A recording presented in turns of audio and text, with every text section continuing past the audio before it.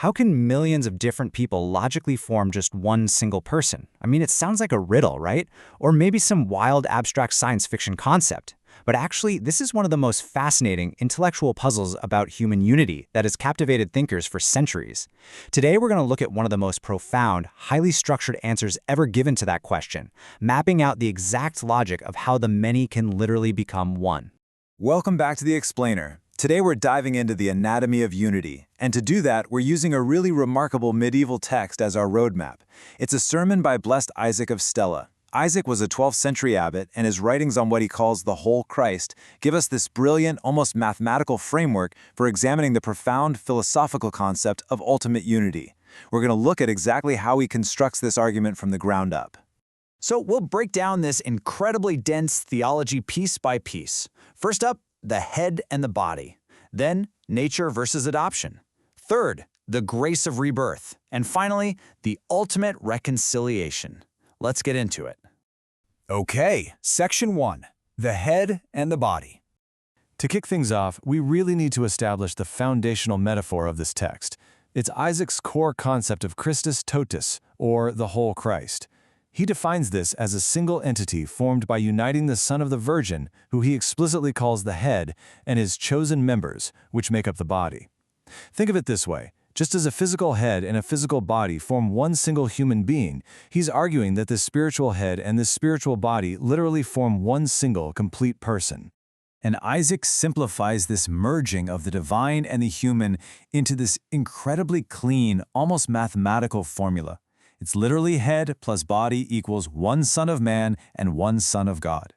He's saying that the whole body, with its head, is the Son of Man, the Son of God, and God. It's not just a loose collection of parts, It is one completely unified figure. So this naturally leads to the strict conditions required for this unity to actually exist. Isaac lays out some really rigorous logic here. A body without the head? Inherently incomplete. A head without the body? Also incomplete. But here's the absolutely crucial part. The head and body together, without God, still do not make the whole Christ. True unity in this framework absolutely requires all three elements to be present. It's only when all are united with God that they become one God. Isaac anchors this whole argument about ultimate unity with a very specific quote from Scripture. "Father, I desire that as you and I are one, so they may be one with us." For Isaac, this isn't just nice, poetic language. It is literally the operational blueprint. It's the stated, functional goal of the head to completely absorb the body into its own fundamental unity with the divine. Moving right along to Section 2. Nature versus adoption. Now that we've got the basic anatomy down, let's examine the actual mechanics. Isaac draws a really precise contrast here between the inherent divine nature of the head and the adopted participation of the body. On one hand, you have Christ the head, who is the Son of God by his very nature. He's one in person, has all the fullness of himself, and is a son by generation. But on the flip side, believers, the body, are one sacramentally. They're spiritual members by faith. They are participants, acting as partners, and they are sons not by biology, but by adoption. It's a highly structured, totally complementary partnership. To perfectly illustrate this shift from biological generation over to spiritual adoption, Isaac points directly to this quote. "As sons, you have received the spirit of adoption, enabling you to cry, 'Abba, Father.'" It's this specific spirit of adoption that effectively bridges the gap between those two completely different natures, legally and spiritually binding the body directly to the head. And because of this spirit of adoption, humanity is empowered to share the exact same relationship to the divine as the head does. The firstborn among many brothers teaches the chosen to say, "Our Father, who art in heaven." See, because the body is adopted into the exact same family unit, it gets to use the exact same language and claim the exact same parentage as the head itself. Pretty mind-blowing when you think about it. All right, Section 3. The grace of rebirth. Okay, so for this metaphorical anatomy to work perfectly without sort of rejecting itself, Isaac maps out these incredible parallel origins. The head originates from the Virgin's womb, while the body originates by being reborn in the waters of baptism. Both of them are brought about by the exact same Spirit. And finally, the head is born without any sin, while the body is reborn in the forgiveness of all sins. The origins just parallel each other perfectly, all driven by a singular force. Which leads us to Isaac's logical next step.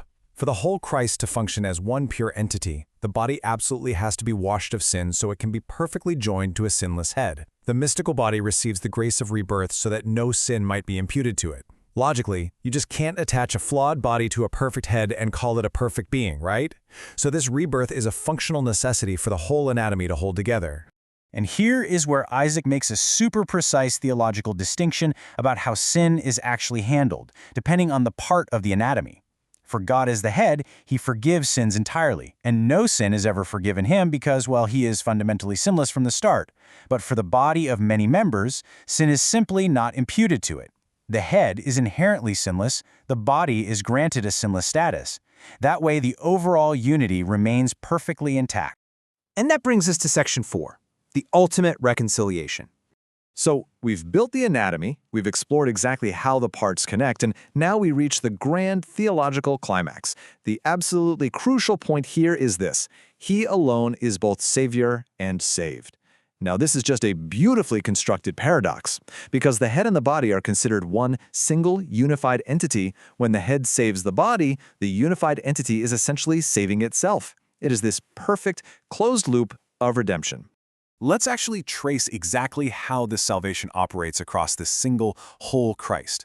Step 1. Sin is washed from the body by the waters of baptism. Step 2.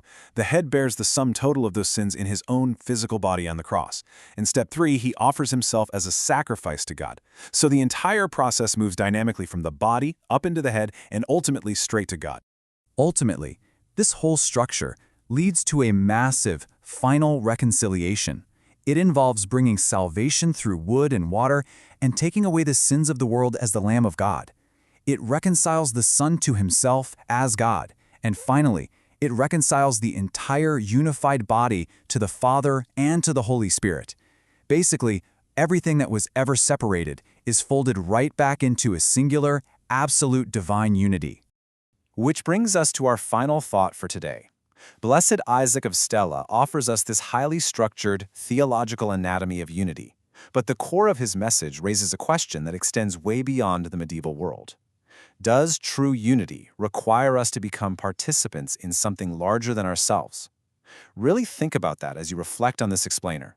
What does it actually mean to let go of absolute individualism and truly belong to a body? Thanks for diving into this with me. I hope this framework keeps you questioning the structures of unity in the world around you. Catch you next time.